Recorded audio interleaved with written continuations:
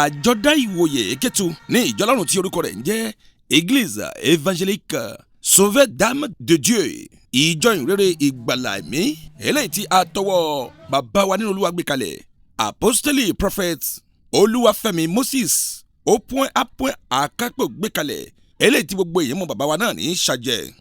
Ó ti pẹ́ tí Olúwa ti pé bàbá wa láti máa tẹ̀síwájú nínú iṣẹ́ ìránṣẹ́ rẹ̀. Àjọ̀dún oore ọ̀fẹ́ ìpè ẹlẹ́ẹ̀kejìlá irú ẹ̀ ló ti mú tonílé tàlejò tọkùnrin àti obìnrin láti péjúpésẹ̀ síbi ayẹyẹ àjọ̀dún ọ̀hún tó wáyé ní àjọ̀dá ìwòye Kétu nílẹ̀ olómìnira Benin. Lásìkò tí ètò gbogbo ń lọ, ìdíje kan ni wọ́n fi bẹ̀rẹ̀ lópin ọ̀sẹ̀ ọ̀hún kó tó di ọjọ́ àjọ̀dún tí ohun gbogbo wáyé gẹ́gẹ́ bí a ti kọ ìwé ẹ̀. Àwọn àpọ́stélì 12 ọ̀tọ̀ọ̀tọ̀ níbi tí bàbá wa Prophet Oyèkúnlé Oyètáyọ̀ èyí tí bàbá wa wà ní abẹ́ àkóso wọn ni wọ́n láǹfààní láti péjúpésẹ̀ síbẹ̀. Onírúurú àwọn ètò ló wáyé lọ́lọ́kọ̀ òjọ̀kan níbi tí ẹbí ará ọ̀rẹ́ àti ojúlùmọ̀ àti gbogbo àwọn tó wà nínú ẹ̀ka ìjọ ìrere ìgbàlà ẹ̀mí èyí tí olú ìjọ náà tó wà ní àjọ̀dá ìwòye Kétu ti lórí ọ̀fẹ́ láti péjúpésẹ̀ síbẹ̀. Àwọn tí wọ́n láǹfààní àti tàmì òróró lé lórí ní ọjọ́ yìí ni wọ́n jẹ́ 10 ọ̀tọ̀ọ̀tọ̀ nínú àwọn àpọ́stélì tó láǹfààní láti lẹ́tọ̀ọ́ sí àmì òróró. Lásìkò tí ètò ìwàásù ń wáyé, ọ̀pọ̀lọpọ̀ àwọn ọ̀rọ̀ ni wọ́n bá àwọn tó wà ní ìkàlẹ̀ náà sọ lórí ìgbé ayé bàbá wa ẹni ọ̀wọ̀ Apostoli and Prophet Olúwafẹ́mi Moses Àkápò aka Sàjẹ́ ni wọ́n fi ń bá wọn dúpẹ́ lórí ìdúpẹ́ orí ọ̀fẹ́ ìpè èyí tí ó tún wáyé ọ̀hún lọ́jọ́ ọjọ́ náà. Àkòrí tí wọ́n fi ṣíwájú fún ètò náà ni ó kà báyìí pé wo ìránṣẹ́ mi ẹni tí mo yàn tó wà nínú ìwé Mátíù orí 12 lóde ẹsẹ̀ 18. Níparí ohun gbogbo, aláǹfààní àti súnmọ́ Pastor Afu Simplice ẹ̀ẹ́dàgbọ́lá yọ̀rọ̀ tí wọ́n ṣe lẹ́nu ọ̀pá gbohùngbohùn iléeṣẹ́ Ọ̀sọ́lọ̀ TV. A sì dúpẹ́ lọ́wọ́ Ọlọ́run fún oore ọ̀fẹ́ tá a rí gbà torí pé Ọlọ́run tì wá lẹ́yìn, Ọlọ́run wà pẹ̀lú wa, ohun gbogbo lọ láyọ̀, inú wa dùn, ayọ̀ wa sì kún nítorí pé àwọn àlejò tó kúrò níbikíbi gbogbo wọn gúnlẹ̀ láyọ̀, a sì nírètí pé wọ́n padà lọ sí ìletò wọn ní ayọ̀ àti àlàáfíà. Bàbá wa nínú Olúwa Prophet Oyèkúnlé Oyètáyọ̀ tí wọ́n wá láti ìlú Abẹ́òkúta, àwọn náà fẹ́ kan dúgbòdòwò kan nípa ayé àjọ̀dún ọ̀hún tó ń wáyé nínú ìjọ ìrere ìgbàlà ẹ̀mí nílùú ìwòye Kétu. Oore ọ̀fẹ́ ni láti bẹ̀rẹ̀ nǹkan àti láti parí dáradára, oore ọ̀fẹ́ ni. Ìpè wòlíì ó ní agbára púpọ̀. Tí ìpè bá ní confirmation tí Ọlọ́run dẹ̀ jẹ́ kí ìpè yẹn dúró, ẹ má jẹ́ n parọ́ fún yín o. Ọmọ ẹ̀yìn tí ò bá ṣe dáadáa ó máa dàbí gíásì ni. Ẹ rí i pé gíásì dẹ́tẹ̀ ni.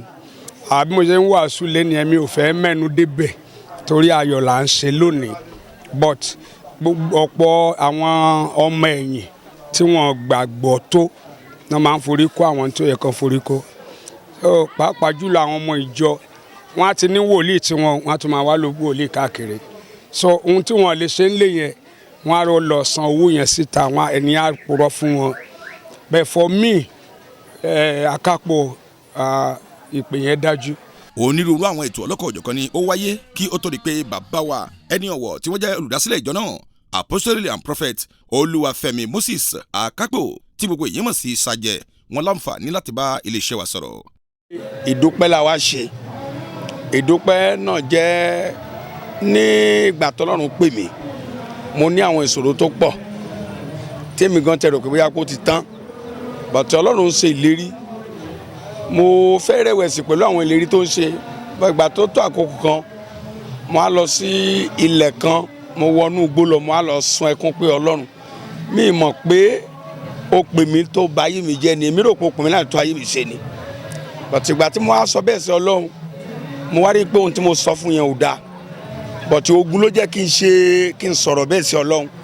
Ìgbà yẹn mo á sun ẹkún, orí mi wá wú, mo á sunkún pé wọ́n tún tì mí, mo tún ṣẹ̀ sí Ọlọ́run. Mo á sunkún, nígbà tí mo á sunkún yẹn mo á sọ fún Ọlọ́run pé ṣùgbọ́n tó bá lè gbà mí gbé ẹrù ayé mi tí mo bá jẹ́ ìránṣẹ́ Ọlọ́run láyé, mo máa ṣe ìdúpẹ́ fún ẹ títí wọn ó fi dágbére fáyé. Ìdúpẹ́ yẹn láti ọjọ́ ẹni mi ò rí wàhálà nù sẹ́ ìránṣẹ́ mọ́, àti ọjọ́ ẹni mi ò rí wàhálà láyé mọ́, tọ́lọ́run dẹ̀ fàyè rọ̀ mí lọ́rùn. Níyè mi ṣe wà sí, mo á rò pé Ọlọ́run tó sọ̀rọ̀ tájọ sọ̀rọ̀ bẹ́ẹ̀ tó dẹ̀ mú ọ̀rọ̀ ṣẹ ni mo á pinnu láti mọ̀ ṣe ìdúpẹ́ fún. Ìdúpẹ́ yẹn mo máa ń ṣe ní ọdọọdún, so ẹlẹ́ẹ̀kejìlá òun ni à ń ṣe lónìí tí èrò fi pọ̀ mí báyìí.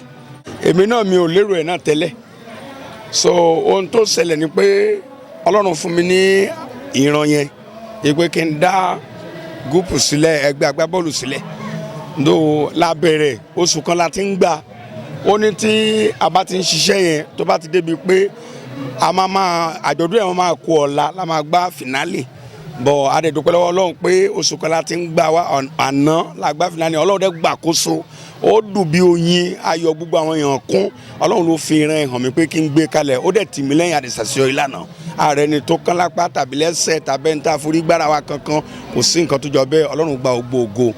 mo ní láti sọ fún ni pé kí wọ́n mọ ọlọ́run síwájú àti síwájú sí i kán dẹ̀ mọ̀ pé wọ́n ní ẹni wọ́n ti ní ẹni tó lè gbà wọ́n kì í ṣèmi mo fẹ́ gbà wọ́n àmọ́ Jésù ó jẹ́ ẹni tó lè gbà wọ́n so kí wọ́n túbọ̀ tẹra mọ́ láti tẹ̀síwájú ìmọ̀ràn tí mo lè gbà wọ́n nìyẹn nítọ̀sán tòru.